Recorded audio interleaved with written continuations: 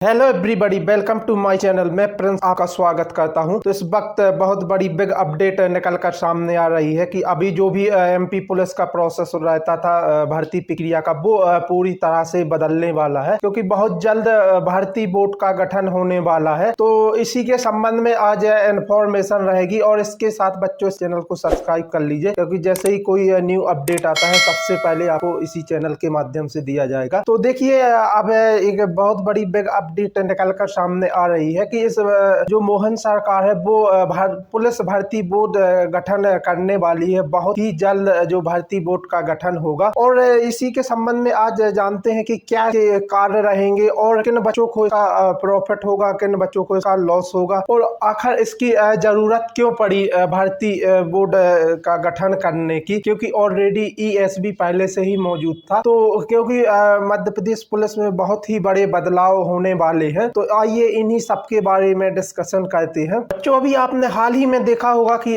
जितने भी एग्जाम हुए हैं आए दिन विवादों में रहे हैं। हर एग्जाम में लगभग धांधली होती रही है, ऐसी न्यूजें आती रहती थी और धांधली ये न्यूज ही नहीं आई और बहुत बड़े पैमाने पर धांधली हुई भी है। तो क्योंकि अभी आपने देखा होगा कि जैसे जो ऑनलाइन एग्जाम होते थे, तो जो कंप्यूटर को बड़ी आसानी से इसका एक्सेस अदर जगह दूसरे सिस्टम पर लिया जा सकता था। इसके माध्यम से भी ये स्क्रीन शेयर करके लगातार जो स्कैम हो रहा था। तो देखिए, इन्हीं सब मुद्दों से परेशान होकर अब कहीं ना कहीं जो मोहन यादव जी हैं उनने एक बहुत बड़ा डिसीजन लिया है कि ये भर्ती बोर्ड का गठन करेंगे, क्योंकि मोहन यादव जी नहीं चाहते हैं कि उनके कार्यकाल में जो भी वैकेंसी निकलती है तो उनके ऊपर भी ये लगातार जो स्कैम के आरोप लगे। वो अपनी एक छवि निष्पक्ष रखना चाहते हैं, तो वो बहुत गंभीर है इस संबंध में। तो आइए अब जानते हैं इसके कार्य क्या रहेंगे। देखिए, जो भर्ती बोर्ड बनाने अगर इसका गठन करने का मेन उद्देश्य है कि इसमें पारदर्शिता ज्यादा से ज्यादा रहे और इसमें मतलब किसी भी टाइप का जो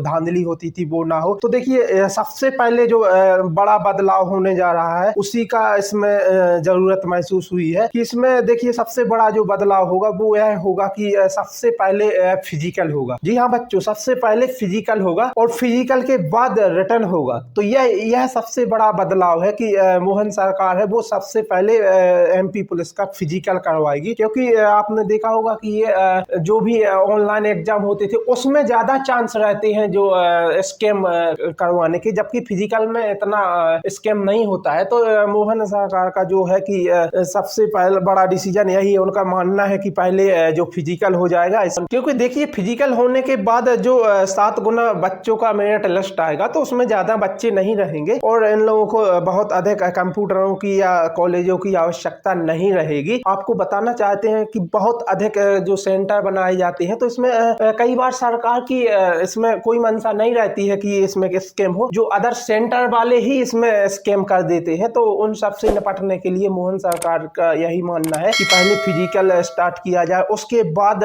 फिर जो रिटर्न एग्जाम होंगे तो बहुत ही कम सेंटरों के इनको आवश्यकता पड़ेगी। जैसे अभी आपने पिछली भर्ती देखी होगी कि इसमें जो रिटर्न एग्जाम के बाद जो 7 गुना बच्चे लिए गए थे तो उसमें 50 से 55 हजार बच्चे सेलेक्ट किए गए थे। अगर पहले ये फिजिकल होता है तो रिटर्न के लिए 50-60 हजार बच्चे सेलेक्ट हो गए और ये बड़ी आसानी से लोग इनका जो एग्जाम करवा सकते हैं। तो यही मेन वजह है। और दूसरा इसमें सबसे बड़ा बदलाव होने जा रहा है कि इस बार जो एग्जाम होगा वो ऑफलाइन होगा, ना कि ऑनलाइन होगा। तो ये बहुत ही अच्छी गुड न्यूज निकल कर सामने आ रही है कि ये जो एग्जाम है वो ऑफलाइन होगा। अब अगर हम बात करते हैं कि इसमें किन बच्चों को लॉस होगा और किन बच्चों को प्रॉफिट होगा, तो देखिए जो कमजोर बच्चे हैं उनको बहुत अधिक प्रॉफिट होने वाला है, क्योंकि उनको जो कहीं ना कहीं फिजिकल में एडवांटेज मिलेगा और कहीं ना कहीं ये मान के चलिए कि उनकी मौज आने वाली है। उसके साथ अगर हम फिर बात करते हैं जो बच्चे थोड़ा रिटर्न में ज्यादा जिनका